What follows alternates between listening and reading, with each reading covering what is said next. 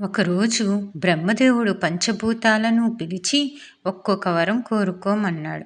వరం కోసం తొందరపడిన పంచభూతాలలో ఒకటైన ఆకాశం అందరికంటే పైన ఉండాలని కోరుకుంది. ఎవ్వరికీ అందనంత ఎత్తులో ఆకాశాన్ని నిలిపాడు బ్రహ్మదేవుడు.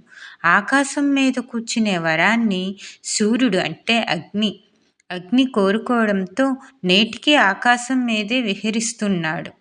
వారిద్దరి మధ్య ఆధిపత్యం చేసే వరమడిగిన జలం మేఘాల రూపంలో మారి ఆకాశం మీద పెత్తనం చెలాయిస్తూనే కొన్నిసార్లు సూర్యుడిని కూడా కప్పేస్తుంది. పై ముగ్గురిని జయించే శక్తిని వాయువు కోరడంతో పెనుగాలులు వీచినప్పుడు రేగే దుమ్ము ధూళికి మేఘాలు పటాపంచలవడం, సూర్యుడు ఆకాశం కనుమరుగవడం జరుగుతూనే ఉన్నాయి. చివరి వరకు సహనంగా వేచి చూసిన భూదేవి మాత్రం ఆ పై నలుగురు నాకు సేవ చేయాలని కోరడంతో బ్రహ్మదేవుడు అనుగ్రహించాడు. అప్పటి నుండి ఆకాశం భూదేవికి గొడుగు పడుతుంది. వేడి వెలుతురు ఇస్తున్నాడు సూర్యుడు.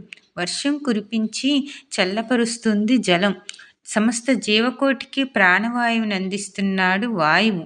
అలాగే సహనంతో మెలిగి వరం కోరిన భూదేవికి మిగతావన్నీ సేవకులయ్యాయి.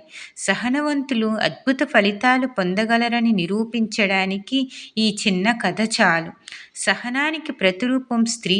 అందుకే భూదేవిని ఓర్పు సహనాలకు ప్రతిరూపంగా చెప్తారు పెద్దలు.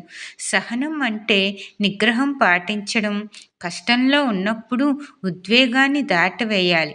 అలాగే బాధను అధిగమించడమే సహనం. సహనంగా ఆలోచించే వారికి సమస్యలు కూడా త్వరగా పరిష్కారం అవుతాయి. ఈ కథ మీకు నచ్చినట్లయితే మా ఛానల్ని లైక్ చేసి సబ్స్క్రైబ్ చేసుకోండి.